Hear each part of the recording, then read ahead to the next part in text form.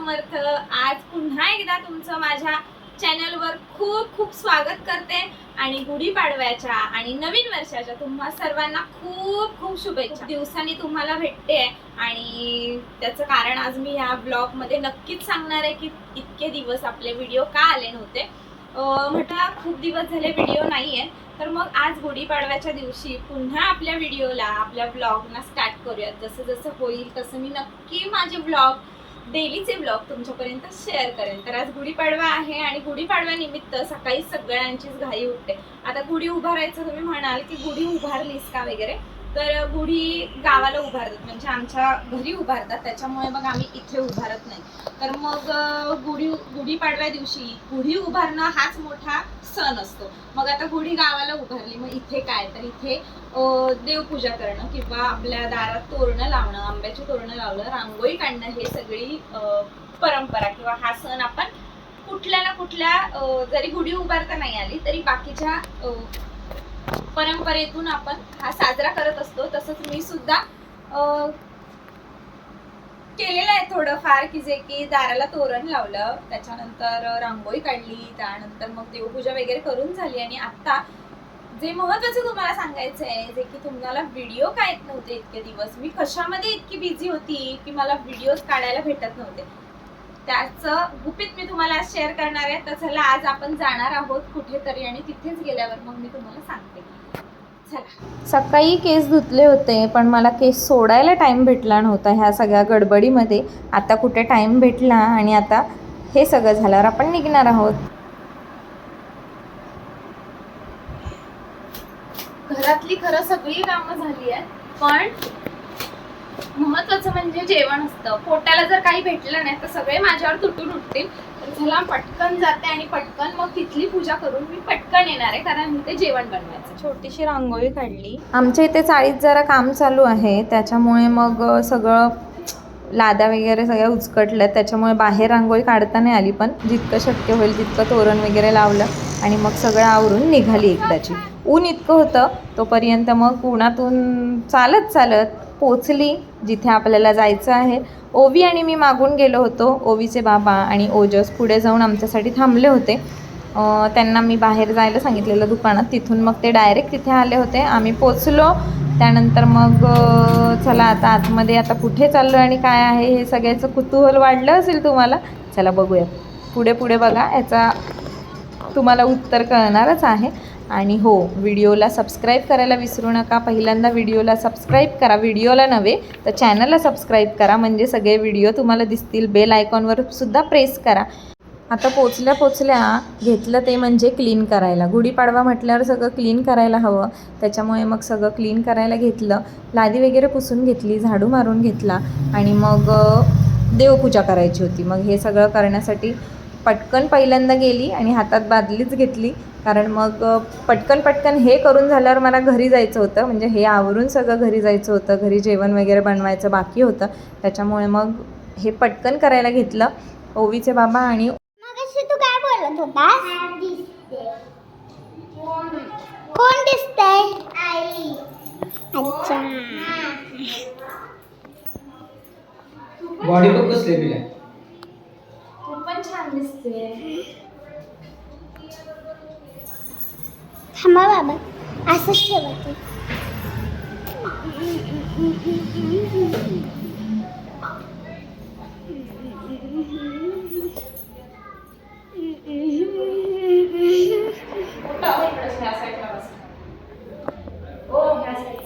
आता सगळं झालं आणि उंबरठा वगैरे सगळं क्लीन कर, आपलंच आहे। ते कळत पण दुसरं नाही।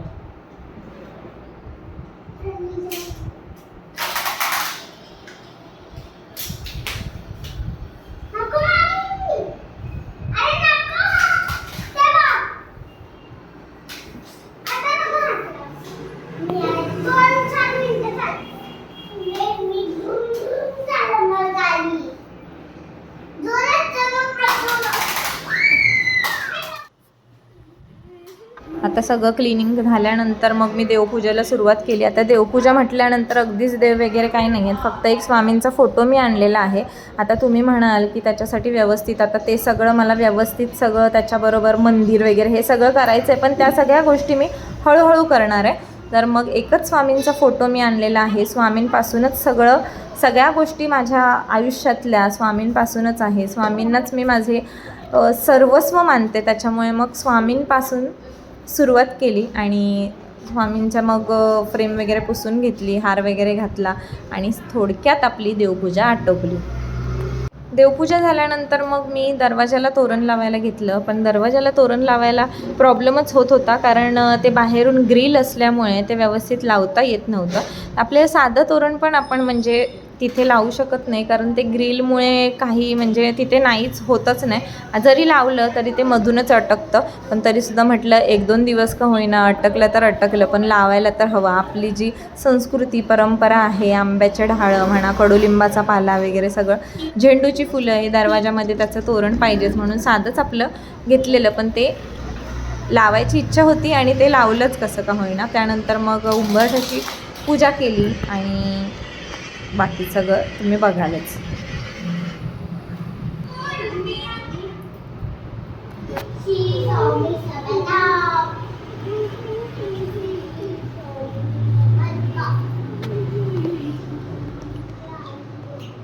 आणि मला पण लावणार.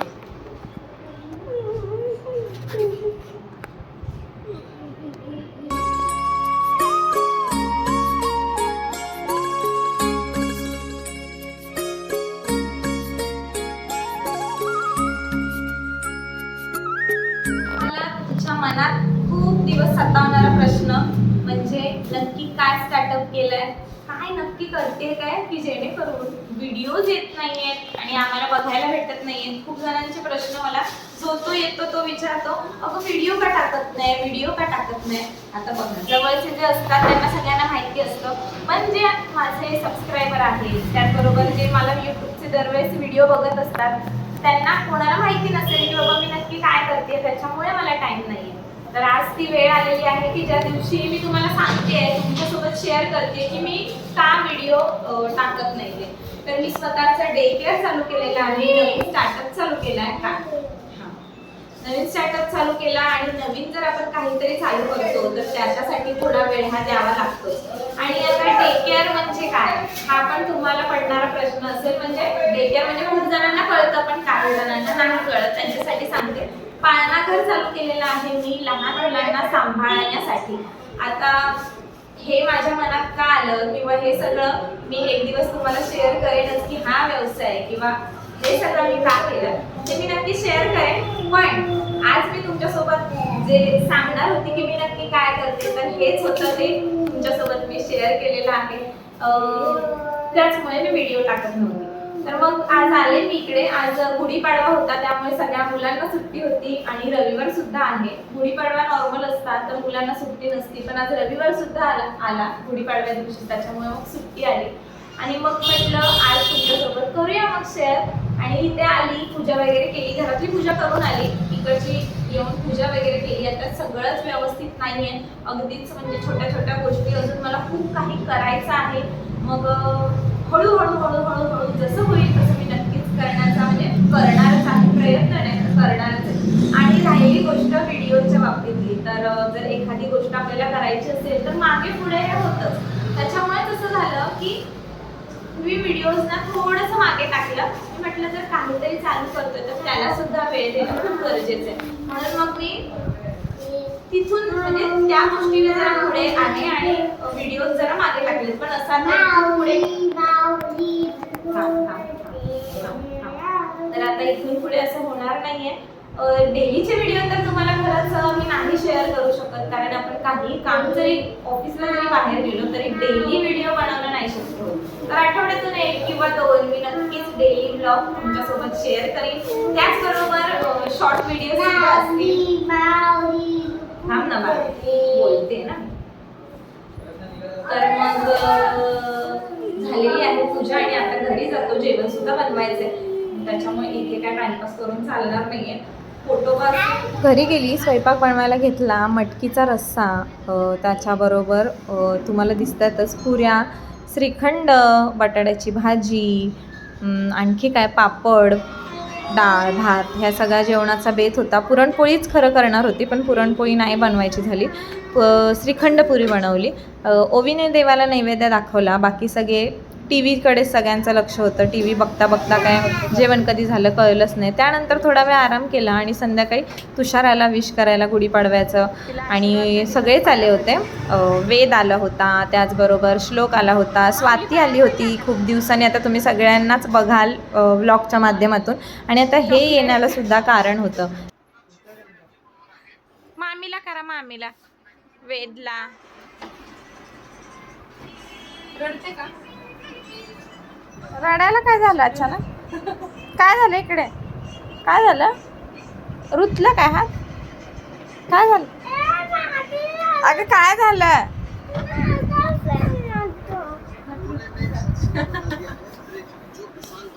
काय झालं? काय काय काय बोल ना, बोल पटकन, आपल्याला टीव्ही करायचं. काय झालं? ओके, काय बांधले? छान दिसते. उलट कसं दिसतंय? बोलायचं ना, मग कशाला रडायचं लगेच? थांब, दुसरं बांधते. थांब. चाललंय काय चाललंय इकडं बघ ना, तिघांचं काय चाललंय.